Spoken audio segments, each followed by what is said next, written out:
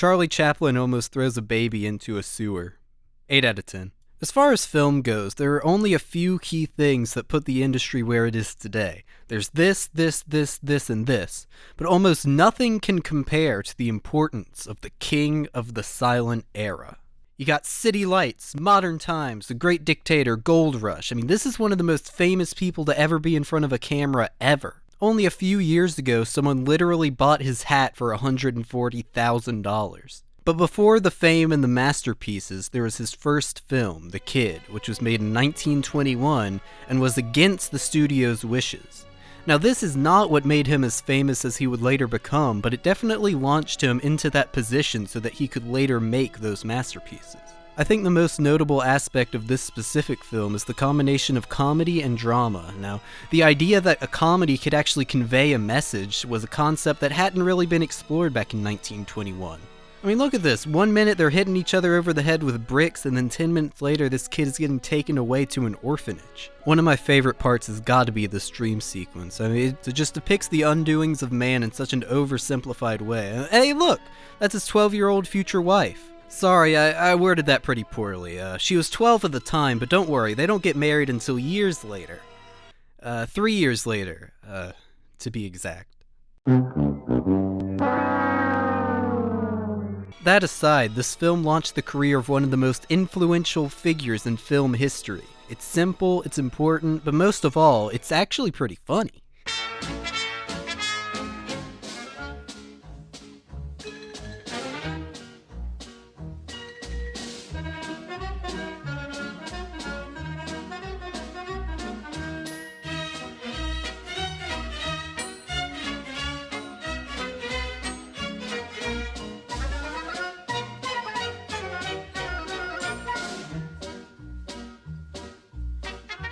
Definitely strong 8 out of 10, masterpiece.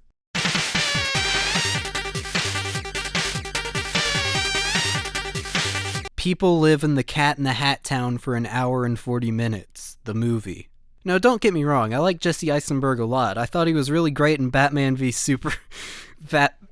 I can't even say it. But this is the most boring and uninteresting movie I have ever seen named Vivarium. Its metaphors are too upfront to be taken literally, but it's too realistic and stupid to be taken metaphorically, so you end up with something that's just incredibly average and mediocre. I actually planned on making a full review on this, but then Red Letter Media actually stole the script to my video and used it for their own monetary gain, so I actually had to cancel the review so that my legal team could begin to take action. Overall, I just thought it was not very well planned and about triple the length it probably should have been. I mean, I don't recommend it, but it's not the worst thing ever, but it's still not entertaining. I'm feeling a 5 out of 10, definitely closer to a 4 than a 6. The Meme Movie follows the story of Gene and his adventures in Textopolis, a digital city inside the phone of his user Alex. And when I found myself on like 4chan and Twitter and stuff like that, I realized that there was, other people who are kind of going through the same shit and not really knowing what to do with their lives. I actually like this documentary a lot. I mean, obviously the biggest issue is the subject matter. I don't really want to watch a bunch of incels complain for an hour and 40 minutes. I want movies to be an escape from real life. Fortunately, the film doesn't hit you over the head with any message, but rather lets the people talk for themselves, even if what they're saying makes me want to uninstall Twitter. Considering how most mainstream media portrays the internet and its users, it did a fairly good job keeping everything balanced, and at least I can say it was well constructed. Overall, I think it was really promising for a directorial debut, and it was made by a female. That actually adds a whole new layer and actually makes it even more impressive. 6 out of 10, definitely close to a 7.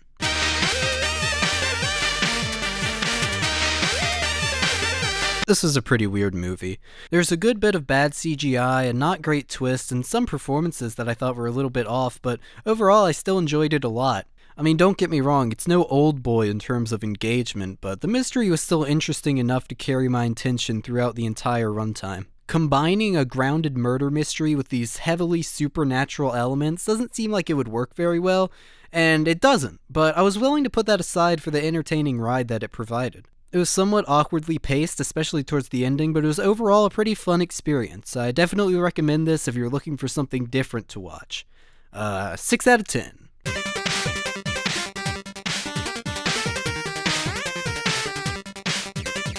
I think this is far from Orson Welles' best film, but also, I think the bar is pretty high for the guy. His third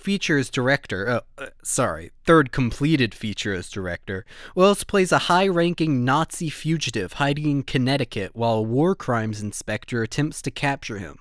While the film itself is interesting and definitely worth a watch, I find the story behind it even more interesting. Everyone thinks of Orson Welles as this legendary and flawless filmmaker, which he is, but back in 1946, both of his first two films lost a significant amount of money for the studio, and would cause Welles to go 4 years without landing a job as director. So when International Pictures offered him a less than ideal contract to direct the film, it was taken almost as a challenge to prove to critics that he could make a film under budget, on time, and turn a profit. And like I said, the contract wasn't exactly great, but I mean, at least they offered him a 4-film contract with full creative control if he followed through with the film, so at least that's something.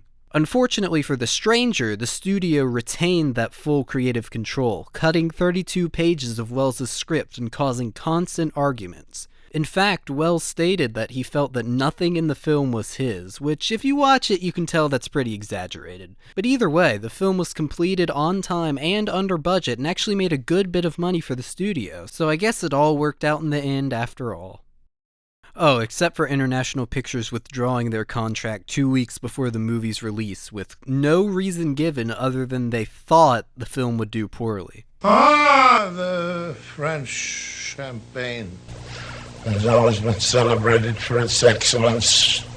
But like I said, the actual film is great, but there's nothing incredibly interesting to talk about in a review at least. The most notable thing about it is that it was the first Hollywood film to use actual footage from the Holocaust. And this is a lime pit in which hundreds of men, women, and children were buried alive. Why do you want me to look at these horrors? Which was actually a big deal back then because people still thought the death camps were all made up. Wow, good thing we've progressed so much as a society. Overall, it's an Orson Welles film. Excellent lighting, excellent cinematography, excellent performances, and if Welles had full creative control, I'm sure it would have been even better. But even in its current form, I still think it's really great. 8 out of 10.